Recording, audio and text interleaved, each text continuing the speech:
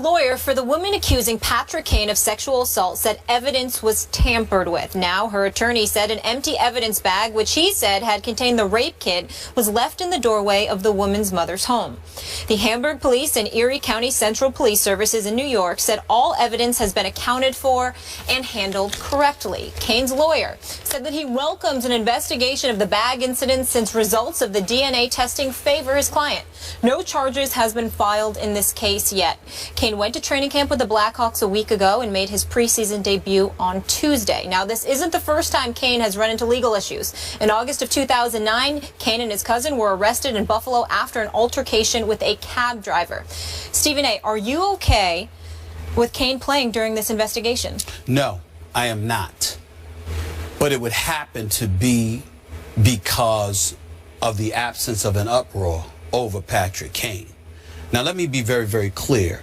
To my knowledge, he has not been charged. We understand that. He has not been charged. He has not been charged. Yes. That is entirely different from Ray Rice, who was charged. It is entirely different from Greg Hardy, who was charged.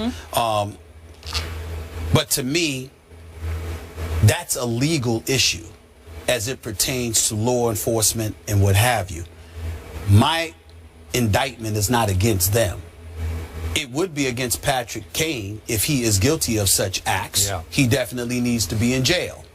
If he is innocent of such allegations, then my apologies for even bringing up this subject, because it puts him in a national spotlight even more so. And if he is innocent, he doesn't deserve that. If he is innocent. Having said that, my issue pertains to this. The National Hockey League, men's tennis, the PGA have no domestic violence policies whatsoever. But everybody was up in arms when Ray Rice and Greg Hardy went down. Major League Baseball, which was sparked by the whole Ray Rice fiasco, suddenly implemented its own domestic violence policy. But according to numerous reports, numerous major leaguers over the years have been accused of or charged with domestic violence. And in the last quarter century, however, none has been punished on a league level. So let's add Major League Baseball to that list. Okay. Major League Baseball, even though they have a policy, okay, didn't have one. No league level, ramifications came down on players or managers, by the way, okay, because Bobby Cox, formerly of the Atlanta Braves, certainly had his issues. Nothing with the PGA, nothing with tennis, nothing with the National Hockey League. Does anyone see a pattern here? These are predominantly white-dominated sports. But when it comes to the National Football League and when it comes to the National Basketball Association, everybody is up in arms talking about there's an epidemic going on. Let's address it. Now, let me be very, very clear. I am a black man, unapologetically. I have never been involved in domestic violence in my life. I have never put my hands on a woman in my entire life. And I'm here to vouch for a vast majority of players in the National Football League and the National Basketball Association who happen to be black, who have never done such things. But when you see the few incidences that have taken place, and you see the uproar, and you see a nation standing up and saying this is a problem that we have to address, to the point where Roger Goodell's job was supposed to be on the line until the owner stepped up and said, we think he's doing a fine job, compelling Adam Silver to then step in and to make sure that something was implemented as it pertained to that, and that was publicized. You had two leagues in the United States of America that had to stand up front and center and say, this is definitely an issue that we will address. We have given it the attention that it deserves. But you have a guy who is a star in the National Hockey League who is being accused of such things, not charged, I understand that, but is being accused of such things. And I don't see an uproar.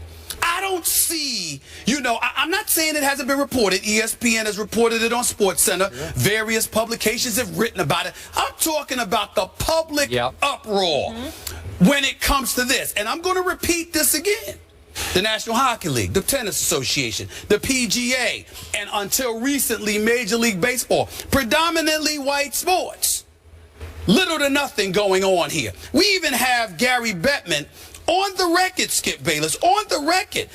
I got to find this quote right here, because they said last September, Commissioner Gary Bettman for the National Hockey League took an active stance against domestic violence and sexual assault while speaking in Toronto. In the months since, he has expressed no interest in negotiating a domestic violence policy and a sexual assault policy with the NHL Players Association. And then the last paragraph of this article that I'm reading talks about Bettman has assured fans and the media that no new policy is needed because, quote, our players know what is right and wrong. That's his statement, and he gets away with this. What are we trying to say here? When people look around and they see a bunch of black men who have a problem with the society that we live in, when they see a bunch of black men who are talking about and alluding to the prevalence of racism, these are the kind of things that give those thoughts credence, because we're seeing stuff that's implemented disproportionately, and that's the problem.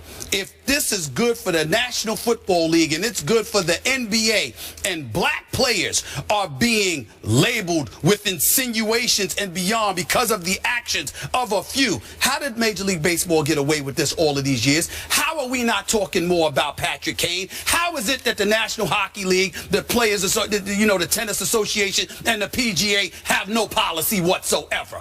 And then you wonder why black folks get upset and they say, oh my Lord, maybe racism is still alive and well? Think about it. That's all I gotta say.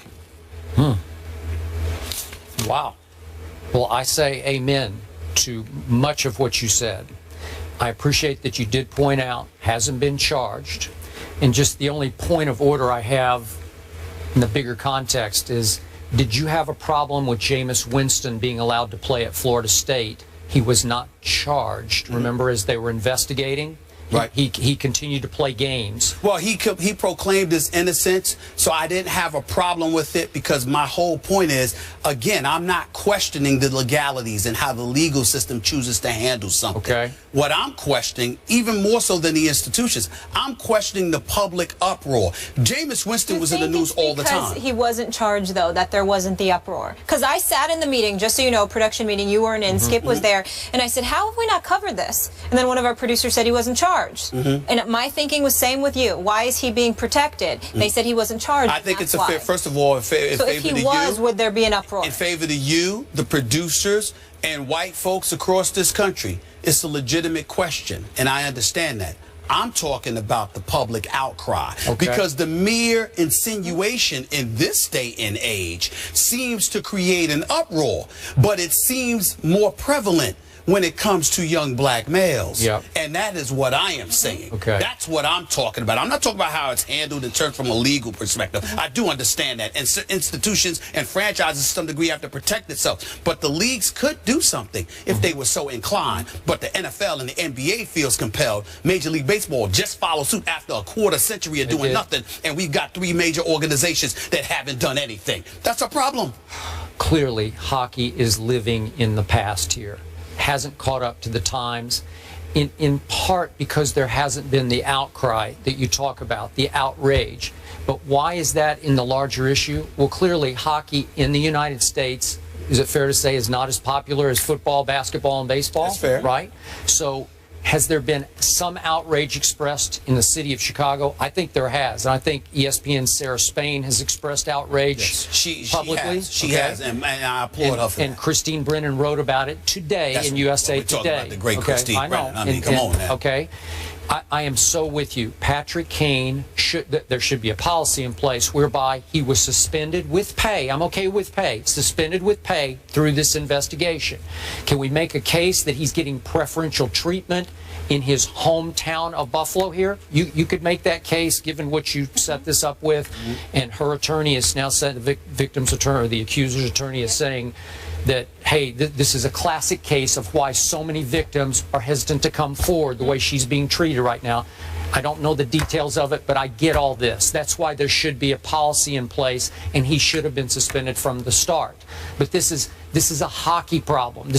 I'm not sure it's a race issue as much right now. What we're talking about is a hockey issue. Is that fair to say? Well, not for me, because I don't blame you for taking that position, but not for me, because what I'm seeing and what a lot of black males are seeing is that to some degree, black men could potentially be stereotyped by the actions of a few. That's fair. So it's incredibly important to us that when something else happens that doesn't involve black men, but it involves criminal activity, that gets highlighted and illuminated just as much, so we can understand it is a problem across the board, not just when it's pertaining to young black men, because you don't want to give that impression, because we got young black men on the come up who are obeying the law and are acting like civilized citizens, who are good young men who don't deserve to be stereotyped. Okay, fair enough. Great. Now help me here, educate me to this question, because I don't know the answer to it.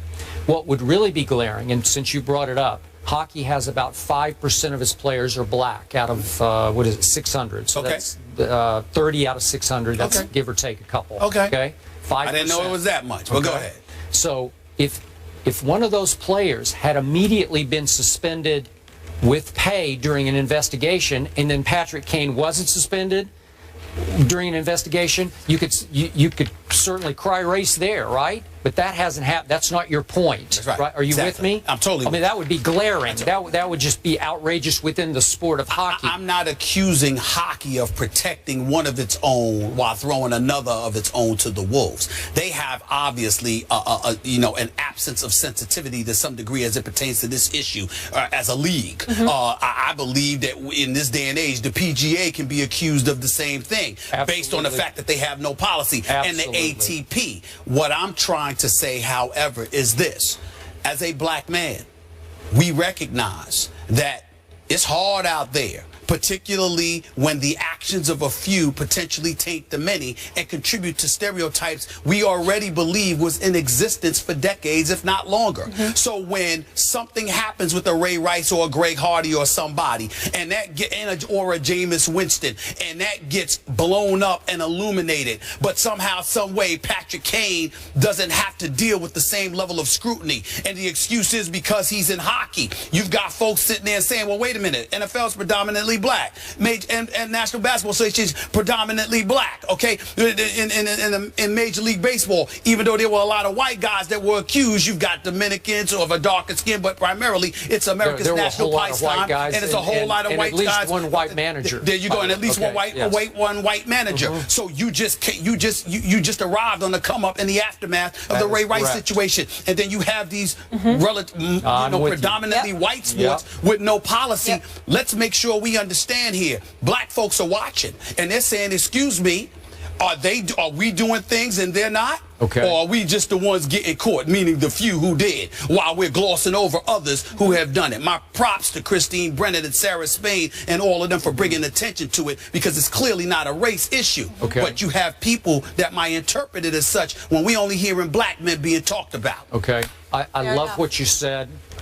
This is a major reason I love doing this show with you, that you have the courage to step up to that plate and take that kind of stand. I respect that. Thank you. Thank you. Stephen A., fair to say that the NFL, is a reactionary league?